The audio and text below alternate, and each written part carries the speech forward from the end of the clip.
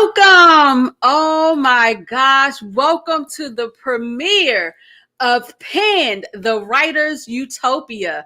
I am super excited, you guys. As you know, I'm your host, Lynn Tate, and I'm looking forward to having an amazing time tonight. Just for you guys that are tuning in, and you haven't heard of Penned, the Writer's Utopia is all about the creatives, baby. All about the creatives.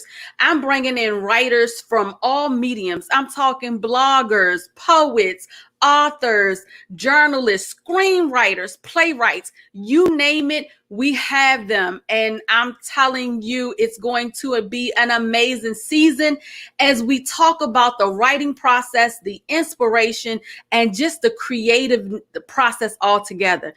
I'm so excited. I'm so excited. I'm so excited. I'm so excited. Did I say I'm so excited? I'm so excited. And I hope you are too. Why? Because I have an amazing guest with me tonight.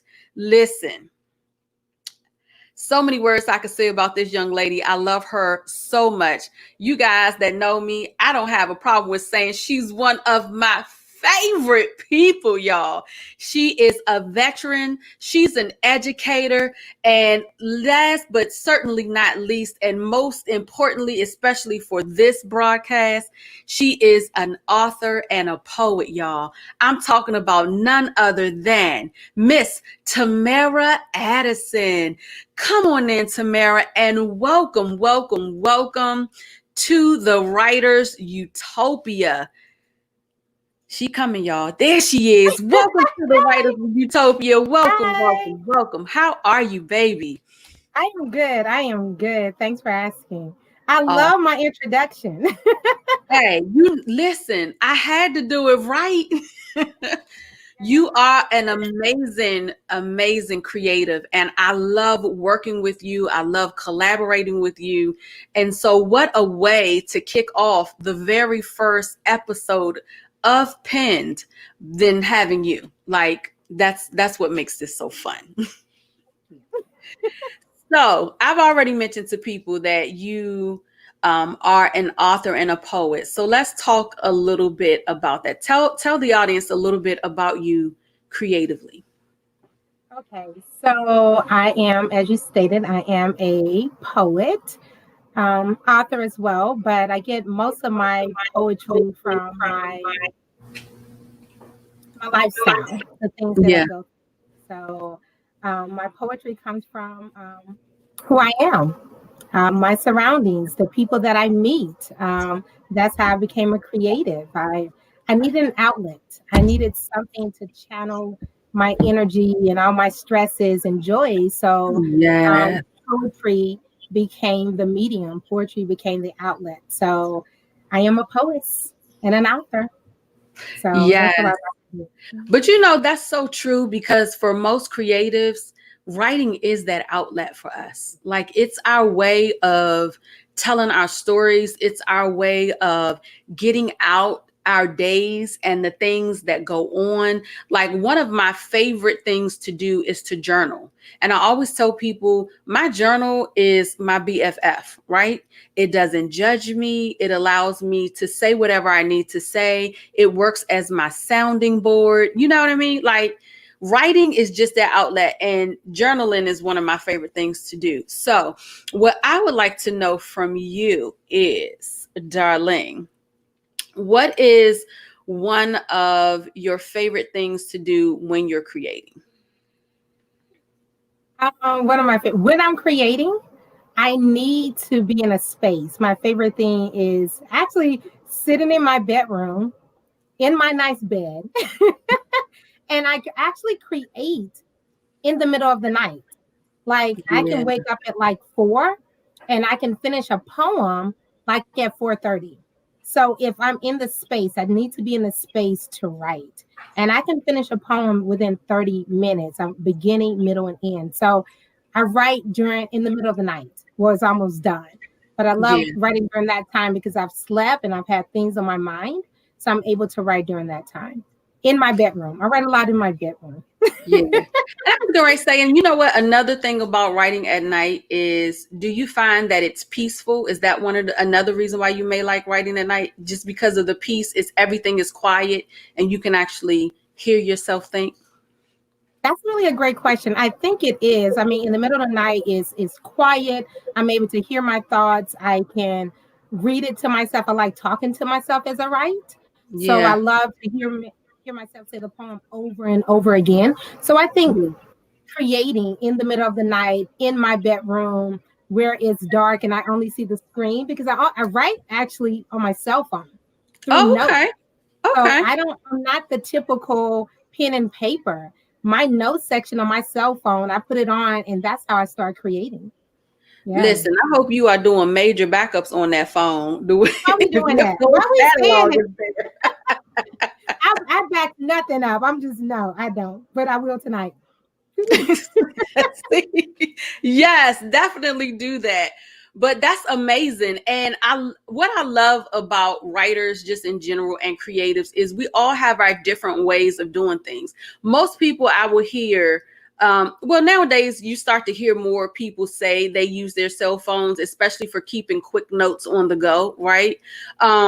But to say that you actually sit there and you write on your phone, like, I'm like, okay, that's interesting. I just it's easier for me. It's instant. I can cut and paste into a Word document when I'm done, Yeah. and then I have the information there.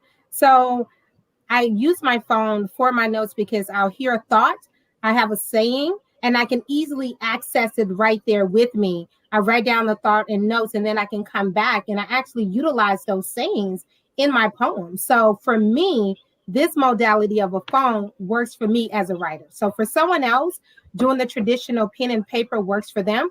But this is Yeah. easy for me. I keep it charged some days and I am ready to go. But this is my pen and paper for right now. And it's that time. We're 2020. You know what I'm Yeah. saying? This is You're what right. we're using.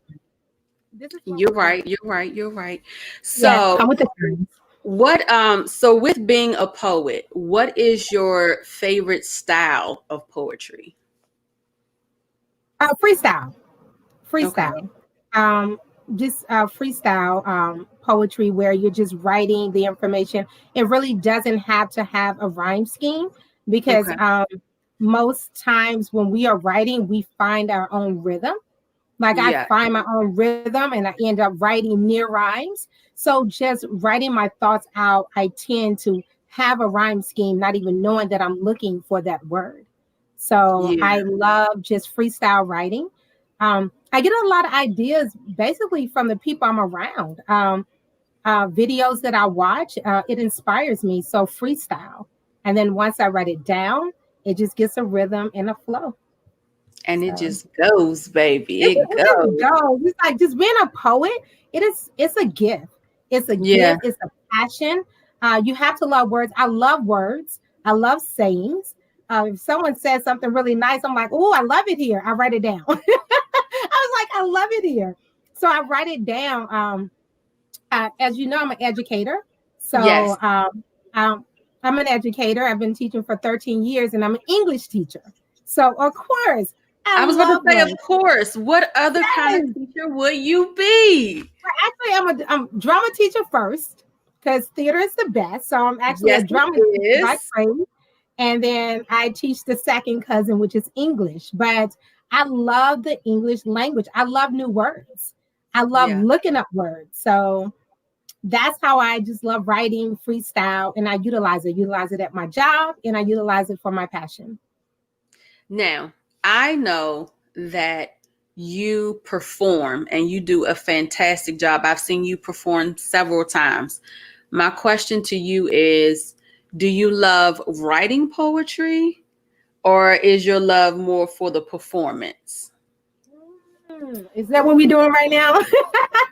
I'm making choices. Gosh, I love performing. I love performing. I love articulating my thoughts, putting them on paper, and then see them coming to life.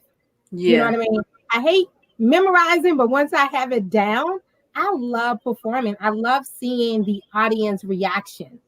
to my statements and my words and my phrases. So I'm Yeah. all about the performance piece. I love performing.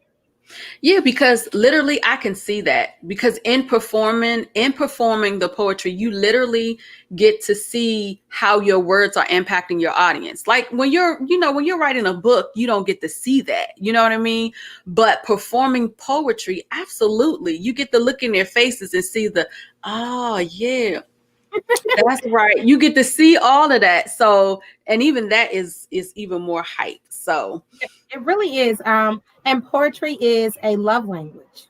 You know, yeah, we are speaking love to them, and not literally love, but figuratively teaching them how love is perceived by other people, you know, and just poetry just speaks to the heart poetically. And that's what we do as poets. We speak to the heart, we make changes through our words, and I love it. absolutely. So, who are some influencers? Like, who would you say was a great influence on you and writing poetry? Well, the number one would be Maya Angelou, because she's from Arkansas and I'm from Arkansas. So Okay. we both, yes, her just that poetry from her being able to put her life into it and speak as a woman, Yeah. speak as a woman. Nikki Giovanni, definitely Nikki Giovanni. I love her as a poet. And these women really inspired me to write from my core and to speak my voice.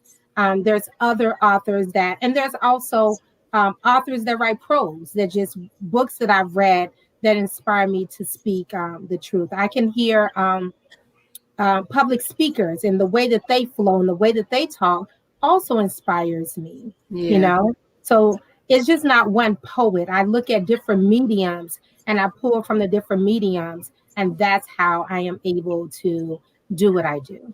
Yeah. So, I like how you said that, like public speakers, because I can see that. Like being, especially if you get a good public speaker that's like very animated, it goes along with performing poetry. Like yes, because when you can't stand up there and just talk a line out. Like you have to give the dramatic expression. Hint, dramatic expression. You got to give the which is my dramatic business. expression to And go actually, along with it, because that's what helps your audience connect with what you're saying. So I can definitely see how a public speaker could help and be influence and inspiration for you too. That's pretty amazing. Well, your words what? is intentional. Huh? Well, I'm sorry. I apologize. I said all your words are intentional. So as a Always. poet, all your words are intentional. Even when you're public speaker, as a public speaker, all your words are intentional as well. Absolutely. Absolutely. So you did something amazing with your body of work.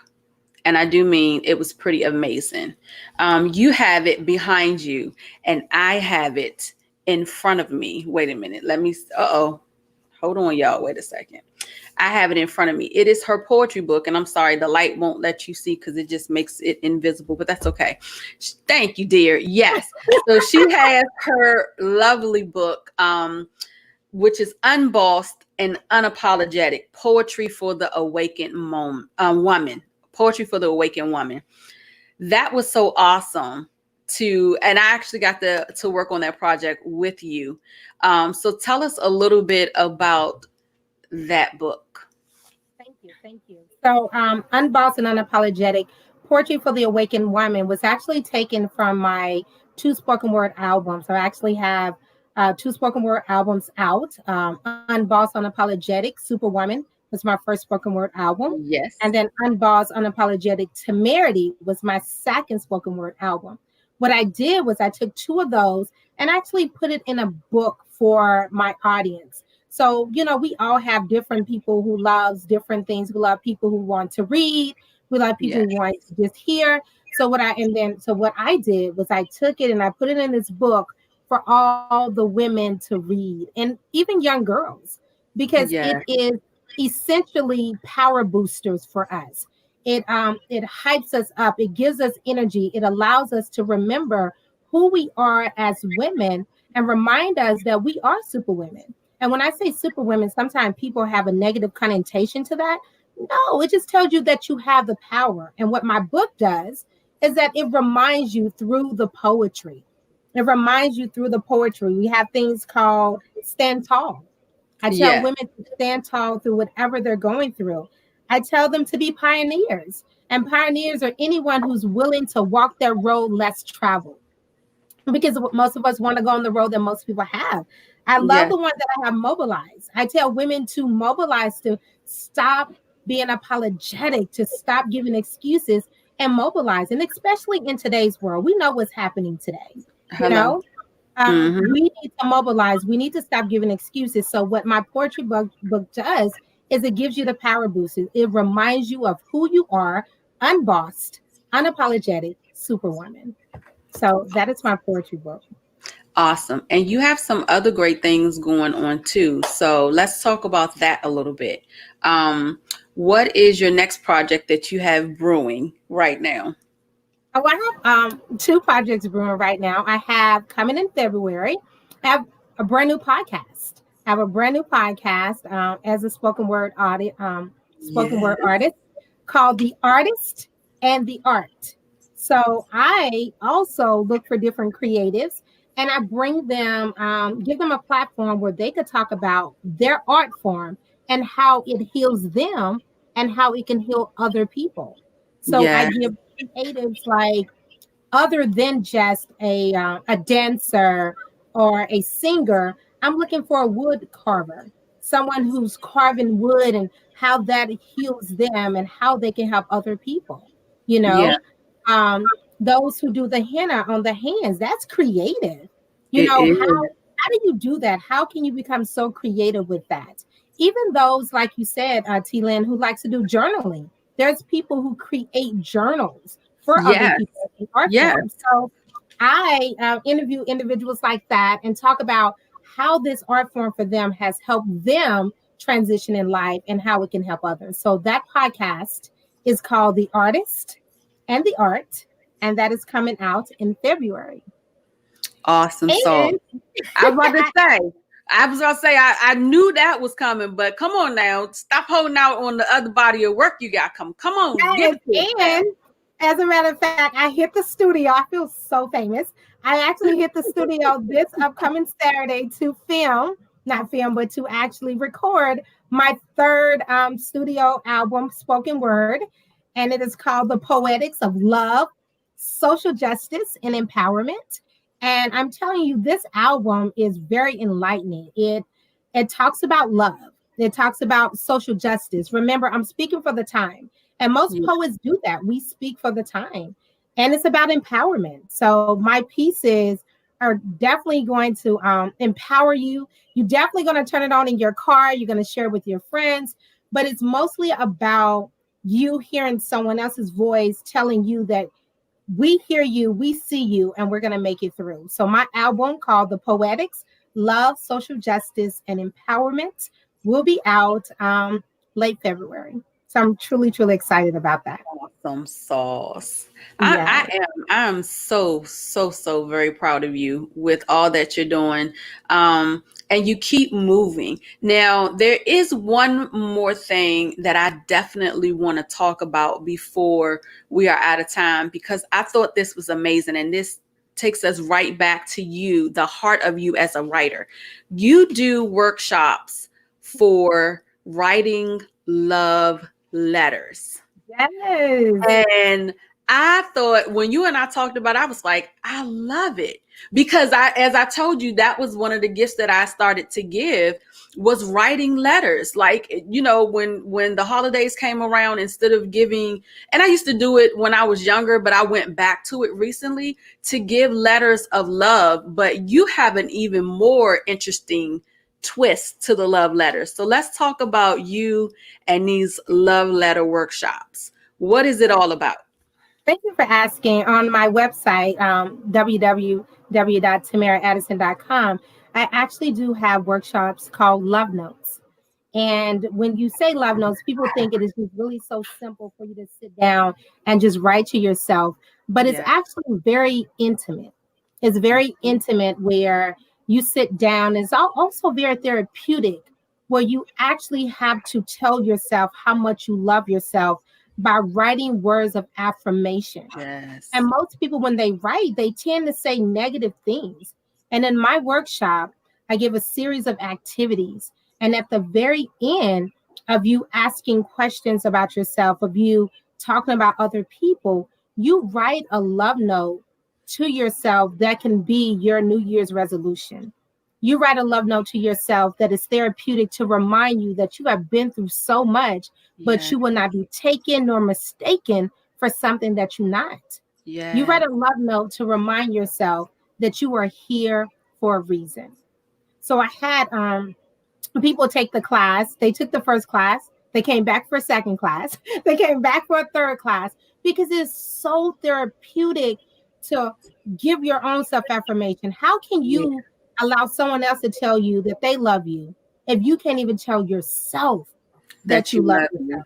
How Come on can now. someone else, yes, tell you that you're beautiful or that you have the temerity or you have what it takes if you can't even tell yourself that Yes. you have what it takes? So with the love Yes. note, you sit down in a session with me for an hour and we hammer out things and issues that you have about yourself. But at the very end, you have a beginning, middle, and end love note telling yourself that only you can be you and there's no one like you. And Come it on. is the most beautiful thing. Like I said, every time someone takes a session, they come back for a second and third session because they love realizing that they can say, I love myself. You're not being selfish Yeah. to tell yourself that you're beautiful, to tell yourself that you rule the world, to tell yourself that you're stronger than most diamonds. When you hear yourself say that, then when you get into the world, no one else can strike you down because you know your power and you Yep. know your worth. So my Yep. love note sessions is empowerment. It's therapeutic, but it tells you who you are. And when people take it, they love it. Yeah, that's one of the things I always say is if you don't love yourself, how can you expect anyone else to love you? And that's exactly what you're saying. If you can't tell yourself you love you, how can you expect someone else to do it? You got to, it first starts with you because you have to see the value in you in order for others to see it too. And don't get me wrong, sometimes they won't, and that's their thing. But as long as you see the value in you, that's all that matters. And it's definitely about you with the love notes. We're not focused on anyone else. And I also do love notes with couples. Yeah. So they come together and write a love note for themselves, and the person does it for them. And then they come back and read how they feel about themselves. So not only does the other person know how they feel, they can hear them. So Yeah. it is really an experience. That's what I call love notes. It's just not writing, it's an experience. And it's not for writers. It's not, oh, I don't know how to write. You don't have to know how to write. You just have to know how to love yourself or want to learn how to love yourself so that you I can write. love it. Yeah. I love that. So, our time is winding down, and I definitely have something that I want to share with our audience tonight. But before we go, for all of the creatives that are watching, what is one nugget of wisdom you would like to share with them tonight? That's good. Um, it's never too late. Um, things happen in your life, and you may believe that, oh, I've done this over and over. Um, I'm never going to make it. It's never too late. I just think you should just never give up. And it sounds cliche, but I'm an older woman. I feel like I probably should have made it a long time ago, but I believe in myself. And if Yeah. I believe in myself, then that's all that matters. So if I leave one thing for young girls, for women, for men, is that believe in yourself first. And then once you believe in yourself, everything else will follow because people know when you believe in yourself and Yeah. then they will follow you. And you don't have to always wait on someone else to give you a platform. Thank you, T. Lynn. Thank you so much. You know what I mean? Give yourself Yeah, a platform and then enable other people so that they can be seen. So absolutely. love yourself and help others. Thank you so much. I'm about to say, and you know, that's what I do. I use my platform to do just that, to highlight others that are doing wonderful things, because so many people get overlooked and they're doing magnificent things. And I want to shine. I want to help you guys shine in your lane, baby. But go on over and check out my girl, Tammarrah Addison, at www.tammarrahaddison.com. You'll be able to hook up with her class, Love Notes. You'll be able to purchase her book, Unbossed, Unapologetic Poetry for the Awakened Woman. You'll also be able to get your hands on those CDs, as well as know when the next CD drops, so you can go on over, especially if you have that love of poetry. You'll be able to tote that with you. I'm so proud of you. I love you so much. Thank you for being here with me tonight and just sharing your gift and your wisdom with other creators, as well as with those that just love poetry, right? Because it's probably not all writers that's watching. It's probably some people that love reading poetry as well. So thank you for sharing. And without further ado, I want to present to you Miss Tammarrah Addison's poetry performance. What do we call this? What is the name of this one? Yeah, us Suit up. plus you equals I'm sorry. Us plus you equal family. I also write for companies. So this is what I wrote for companies. So I don't just write for myself. I write poetry for other companies and for people as well. So I wrote this piece for a company that was having a project, and I wrote this piece for them. Us Look at plus that. you equals family. She So I does write. commission work, y'all. Check Yes, out I do. her performance. Thank you so much, Tamara. I appreciate you tonight.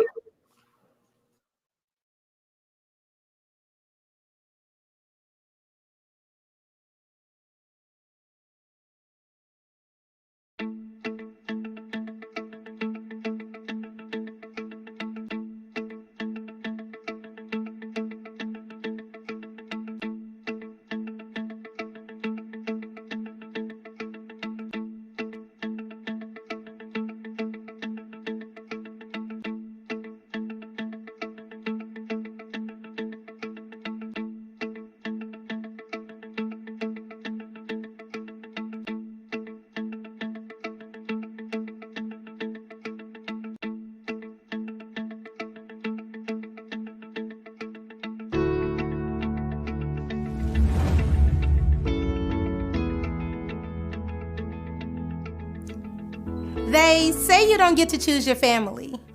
Well, we're here to say that's not true. Because we must be the lucky ones. We got to choose you suited for change. And you got us all in our feelings, like one of those Shakespearean poems. How many ways can we show you that we love thee? Because us and you now equals family. You got those DC roots with that go-go attitude, and we're here to show you gratitude for all the times you showed us personal attention. By the way you would listen. You never assumed anything. You let us be us. Made us feel like the most beautiful women in the world with all that fuss. Saying things like, look at you, girl, give us a twirl. Look at you, yes, you're about to rule the world. Look at you. Together we rebranded the image of what the world thought of a woman like you. Then you said, now turn around, look in the mirror and tell me, what does Beyonce have on you? You have that humor, a way of making us feel like a natural woman. You make us want to stop running from who we could be. See, our belief in you and your belief in us is what has created this family. And now we're beginning to see a transformation in ourselves. All the times given to our needs, you planting the seeds, that we were here for a purpose, totally worth the investment. Us getting a job, a testament of your empowerment, your advocating, your trust, the confidence that you instilled in us. Us, who once heard words that will make us want to crawl into a shell. Us, who had been through hell, thrashing through life thinking we didn't have an escape route. But Suited for Change dissipated that doubt and enclosed us in professional armor so tight and assured us that we were worth the fight. See, each piece of clothing instrumental in telling our story before we even spoke. We stepped into that interview room and it was all she wrote. You should have seen them. Their eyes captivated on our signature piece of jewelry, each shine glimpse of our maturity. And then we employed the vernacular, taught by Fernanda to show them how spectacular it would be to have us as a part of their team. And this wasn't a dream or the Oz, but we were going down the yellow brick road and we were told to pick out our shoes, our flats, our pumps, our heels, because Robin said we were going further than Dorothy in Kansas. We were going to make money deals, make that dinero. And we believed it because she said so. And she's our shero with that vibe. And we could have done it without her, the suitors, our president Liz, who will forever be a part of our tribe. So us and you equals family, and we love you so much. Suited for Change, you will forever be a part of us.